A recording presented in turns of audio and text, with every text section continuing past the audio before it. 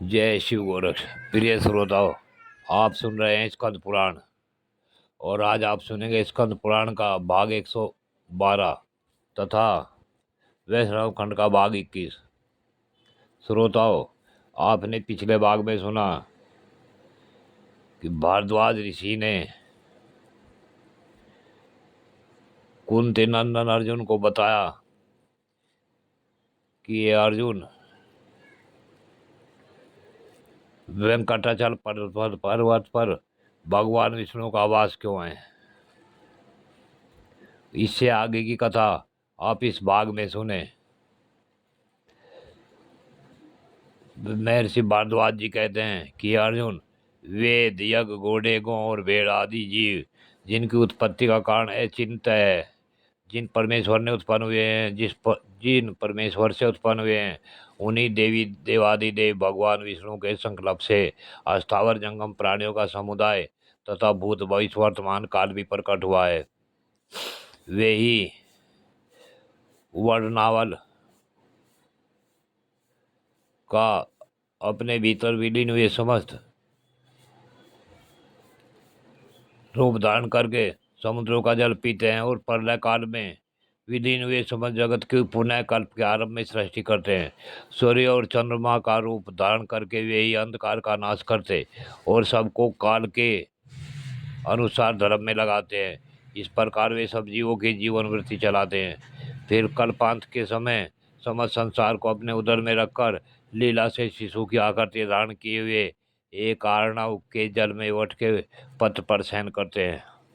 इसके बाद प्रचंड नागराज के शरीर की सुख संज्ञा पर सोकर केवल भगवती लक्ष्मी जी के साथ योग निद्रा का आश्रय लेते हैं। यह सब अपनी इच्छा के अनुसार योग शक्ति को प्रवर्त करने वाले भगवान मुकुंद की लीला है। उन परमेश्वर को यथार्थ रूप से कोई भी नहीं जानता। जब जब धर्म की हानि होती है और अधर्म बढ़ने लगता है, अथवा जब जब देवताओं को साधु पुरुषों पर बड़ी भारी पीड़ा भोगनी पड़ती है, जब जब अपने भक्त पर भय उत्पन्न करने वाली भारी विपत्ति अनिवार्य रूप से जब आ जाती है, तब तब कौतुकवश उस अवसर के अनुकूल रूप धारण करके भगवान शीघ्र धर्म का निवारण और जगत का कल्याण करते हैं। स्वयं ही रजोगुण का आश्रय लेकर वे ब्रह्मा के नाम से प्रसिद्ध हो सृष्टि करते हैं। सतगुण में स्थिर हो हरि नाम धारण करके सारे संसार के पालन पोषण का भार ढोते हैं और तमोगुणी वृत्ति को अपनाकर हर नाम से प्रसिद्ध हो सबका संहार करते हैं। भगवान मधुसूदन की महिमा को यथार्थ रूप से जानने वाला कोई नहीं है। 60 विनाडिका की एक नाड़ी और 60 नाड़ियों का एक दिन होता है। 30 दिन का एक मास कहा गया है, जिसमें 2 पक्ष होते हैं। 2 मास की एक ऋतु और 6 ऋतुओं का एक वर्ष होता है। वर्ष में 2 अयन होते हैं। यह वर्ष ही जाड़ा गर्मी और वर्षा का आधार है। देवताओं और दैत्यों का दिन रात एक दूसरे के विपरीत है। सूर्य का उत्तरायण देवताओं का दिन और दैत्यों की रात्रि, इसी प्रकार दक्षिणायन दैत्यों का दिन और देवताओं की रात्रि है। यह सब कर्म के अनुसार समझना चाहिए। हे अर्जुन, 83,20,000 वर्ष का एक महायुग होता है, जिसमें सतयुग से लेकर कलयुग तक सभी युग सम्मिलित है। 71 महायुग का एक मनवंतर होता है। स्वामभू, स्वारोचित, उत्तम, तामस, सेवत और चाक्षुष, ये 6 मनु अपने इंद्र देवता और ऋषियों सहित व्यतीत हो चुके हैं। इस समय 7वें मनु वर्तमान है। इनके समय में आदित्य, वसु तथा रुद्र आदि देवतागण हैं।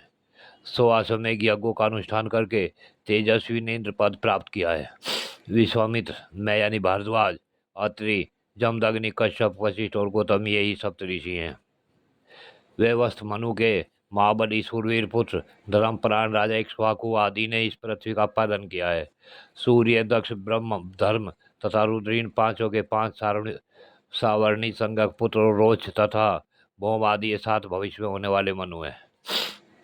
ये 14 मनु ब्रह्मा के एक दिन में पूरे हो जाते हैं।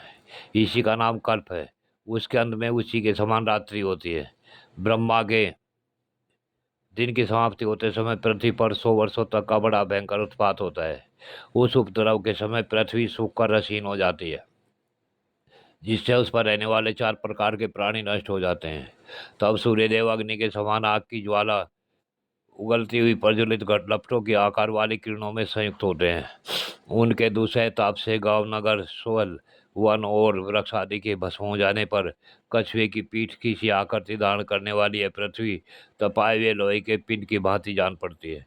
तब ब्रह्मा जी के अंगों से माघ मेष उत्पन्न होते हैं और घोर गर्जना करते हुए समस्त आकाश को आच्छादित कर लेते हैं। वे 100 वर्षों तक बड़ी भारी वर्षा करते हैं।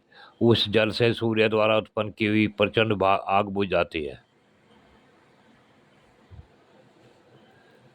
वे महामेघ पुनः 100 वर्षों तक भयंकर वृष्टि करते हैं। उस वृष्टि के जल से समुद्र अपनी सर्वदा मर्यादा लांघकर क्षोभ को प्राप्त होते हैं। उस समय पृथ्वी जल में डूबकर पाताल के मूल में चली जाती है। वह ब्रह्मा जी की शक्ति से अवलंबित होने के कारण किसी प्रकार नष्ट नहीं होती। तदंतर ब्रह्मा जी के निश्वास से वायु प्रकट होती है, जो कल्पांत में उत्पन्न हुए समस्त महामेघों को छीन भिन कर देती है। प्रिय श्रोताओं, आज इस कथा को यहीं पूर्ण करते हैं। आगे की कथा अगले भाग में। जय शिव गोरख।